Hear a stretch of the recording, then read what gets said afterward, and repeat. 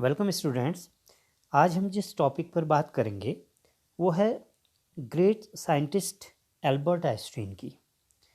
This is from your text book bee hive and the name of the lesson is a truly beautiful mind. Actually it is a short biography of Albert Einstein. इस chapter के through हम Albert Einstein के कुछ महत्वपूर्ण qualities के बारे में जानेंगे। साथ ही जानेंगे कि वह न केवल एक महान साइंटिस्ट थे बल्कि वो मानवता के प्रेमी थे और जिन्होंने E=mc² जैसा इम्पोर्टेंट फार्मूला पूरे विश्व को जान दिया। Let us study about him. Albert Einstein was born on March 14, 1879 in the German city of Uloom. शुरुआत में उनमें ग्रेटनेस महानता के जैसे कोई भी लक्षण सिम्टम्स नहीं थे और इसीलिए उनकी मदर ने सोचा कि वो एक फ्रेक बॉयज़ थे, एक सामान्य नहीं थे, जो सन की तरह के बच्चे थे। जब उन्होंने बोलना सीखा तो हर एक चीज़ को 2 बार बोला करते थे, अटरिंग करते थे। वो दूसरे बच्चों के लिए बड़े बोरिंग थे, वो वाऊ थे, इसलिए वो अधिकतर अपने आप में ही खेला करते थे, अपना समय खुद ही बिताया करते थे। वो ये भी नहीं जानते थे कि दूसरे बॉयज़ के साथ मिक्सअप कैसे हुआ जाता है। लेकिन उन्हें केवल मैकेनिकल टॉयज़ से प्यार था, मशीनी खिलौनों से। और जब उनकी न्यूबॉर्न सिस्टर माजा नाम की एक बहन पैदा हुई तो उन उसको देख कर के उन्होंने कहा कि शी इज़ वेरी ब्यूटीफुल, वो बड़ी अच्छी है, सुंदर है, लेकिन वेयर आर हर व्हील्स, उसके पहिए कहाँ हैं। तो इससे शो होता है कि वो मैकेनिकल टॉयज़ से कितना प्यार करते थे। तो एक बार स्कूल में हेड टीचर ने उनके फादर को बताया कि आइंस्टीन इस तरह के बच्चे हैं कि वो किसी भी चीज़ में जो सफल नहीं हो सकते हैं, सक्सेस नहीं हो मिल सकती है उनको। आइंस्टीन ने at the age of 6 years 6 वर्ष की आयु में खेलना शुरू किया और लेकिन बाद में वो एक बहुत एमेच्योर वायलिनिस्ट, जिसे हम कहते हैं वायलिन बजाने वाले प्रतिभावान वायलिनिस्ट बन गए। लेकिन आइंस्टीन स्कूल में बहुत बुरे स्टूडेंट नहीं थे। उन्होंने म्यूनिख में एक हाई स्कूल में एडमिशन लिया और जहाँ पर हर एक सब्जेक्ट में उनके उनके बहुत अच्छे मार्क्स आए।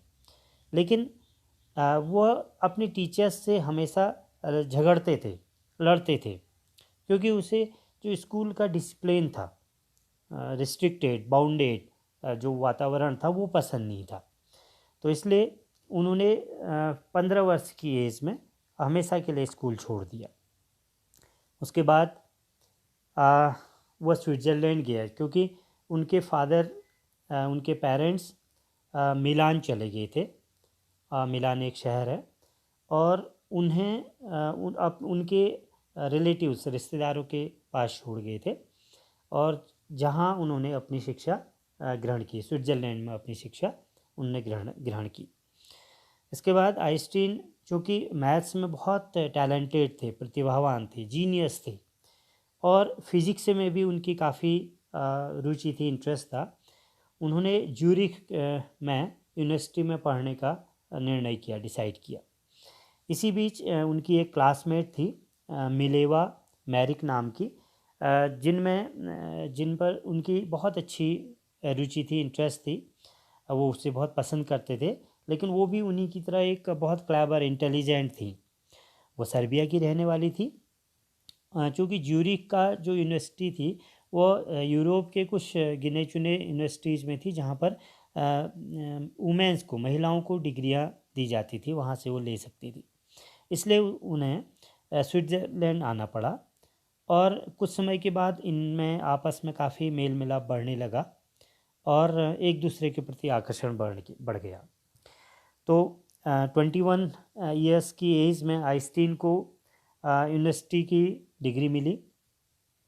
उन्हें एक वहाँ पर जॉब भी मिल गई, नौकरी मिल गई और वह बर्न में एक वहाँ पर एक सिटी है, वहाँ 1920 में 1920 में 1920 में वहाँ के पेटेंट ऑफिस में टेक्निकल एक्सपर्ट बन गए।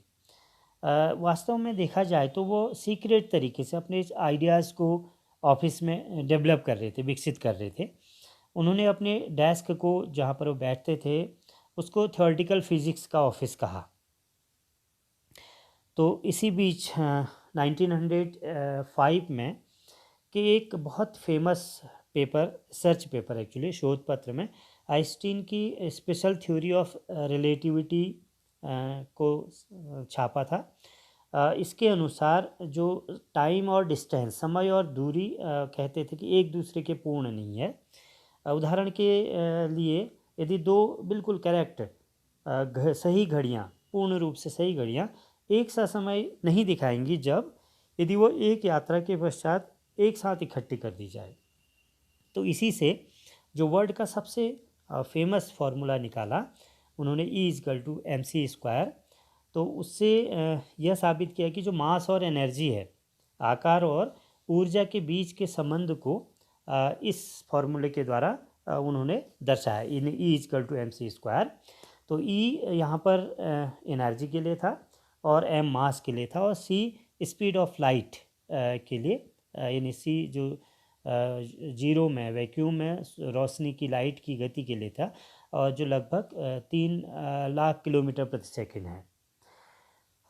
आइंस्टीन फिज़िक्स में सबसे टफ प्रॉब्लम का सॉल्यूशन कर रहे थे, लेकिन उनका जो पर्सनल लाइफ थी, उनकी अपना निजी जीवन था, वो बहुत सक्सेसफुल नहीं था। वह मिलेवा से मैरिज करना चाहते थे, लेकिन उनकी मदर इसके विरुद्ध थी। वो नहीं चाहती थी कि मिलेवा उससे शादी करे, उनसे शादी करे, क्योंकि वो सोचती थी कि मिलेवा उसके लिए काफ़ी बड़ी थी। वह उससे 3 वर्ष बड़ी थी और साथ ही वो काफ़ी इंटेलिजेंट भी थी आइंस्टीन की तरह। तो लास्ट में इस कपल ने जनवरी 1903 में शादी कर ली, मैरिज कर ली। उनके 2 पुत्र थे, लेकिन कुछ समय के पश्चात ये मैरिज बहुत सक्सेस नहीं हो पाई और एट लास्ट 1919 में उन दोनों ने आपस में तलाक ले लिया, डाइवोर्स ले लिया।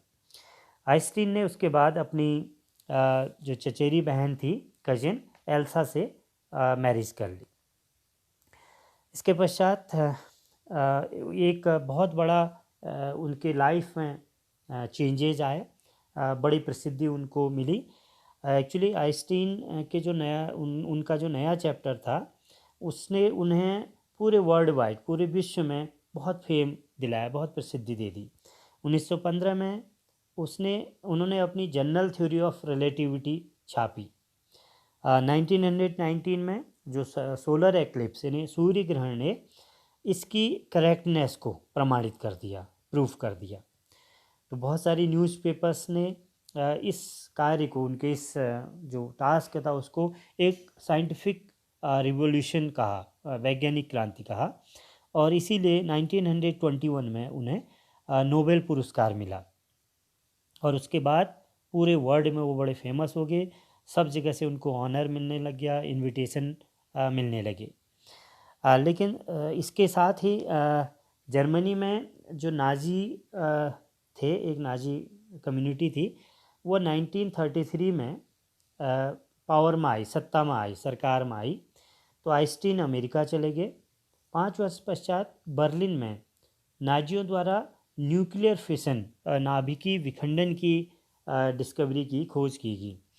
और इसने जो अमेरिकी फिज़िक्स के भौतिक विशेषज्ञ था, उनको बड़ा अचंभित कर दिया, बड़ा विचलित कर दिया, क्योंकि उन्हें डर था कि नाजी इस एक एटम बम बनाएंगे और इसका यूज़ करेंगे, इसका प्रयोग कहीं करेंगे। तो इसीलिए वो, चूँकि हमने कहा था कि वो मानवता के बहुत प्रेमी थे, तो उन्हें बड़ी चिंता थी पूरे विश्व की कि कहीं इस मानव सभ्यता का अंत न हो जाए। इसीलिए उन्होंने अमेरिकी राष्ट्रपति उस समय के फ्रैंकलिन डी रूजवेल्ट को 2 अगस्त 1939 को एक लेटर लिखा। इसमें उन्होंने चेतावनी दी कि इस प्रकार का यदि कोई एटम बम बनाया जाए तो वो अकेले ही पूरे विश्व के एक अधिकांश भाग को नष्ट कर सकता है। तो इसका परिणाम भी हुआ।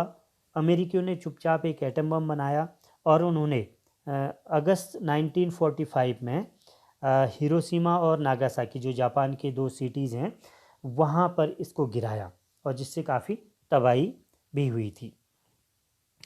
आइंस्टीन का एक्चुअली शांति और प्रजातंत्र डेमोक्रेसी के लिए उन्होंने काफ़ी काम किया।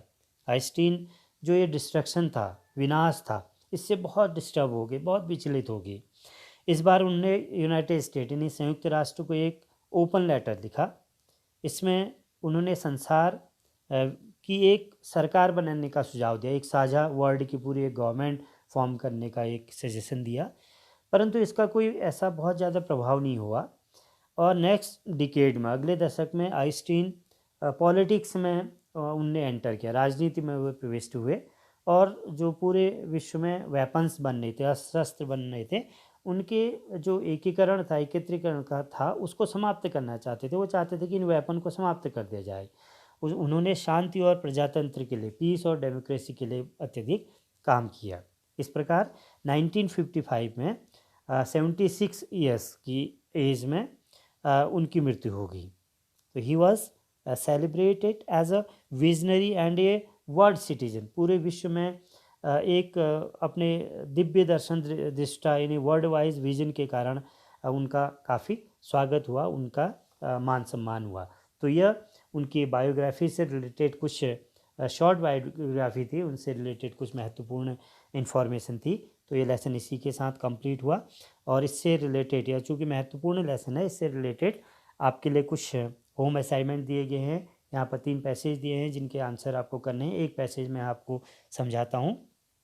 एक पैसेज है, head master once told his father, आप बुक में देख सकते हैं। इसके क्वेश्चन है, फर्स्ट है, what did the head master tell Einstein's father's one day. एक दिन आइंस्टीन के पिता को हेड मास्टर ने क्या कहा।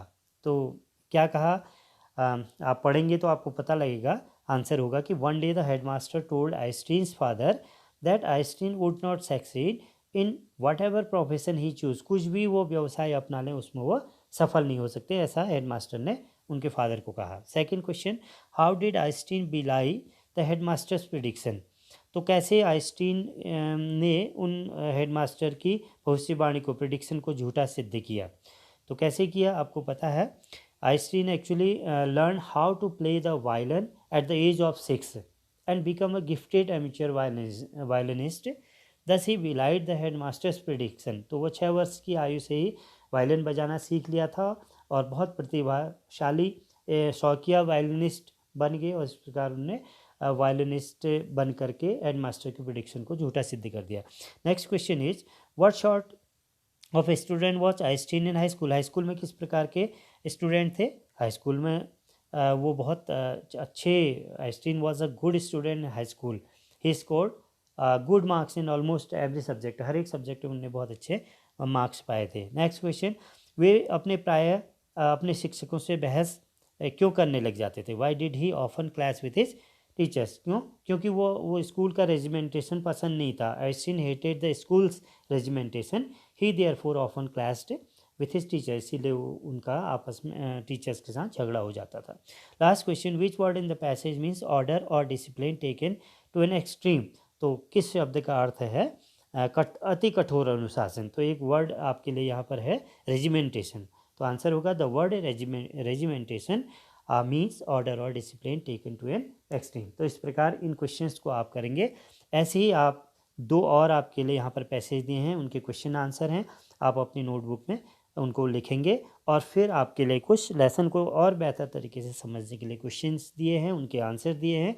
आप इन्हें भी अपनी नोट कॉपी में, नोटबुक में लिख सकते हैं। तो ये लेसन बहुत बेहतरीन तरीके से आपको समझ में आया होगा।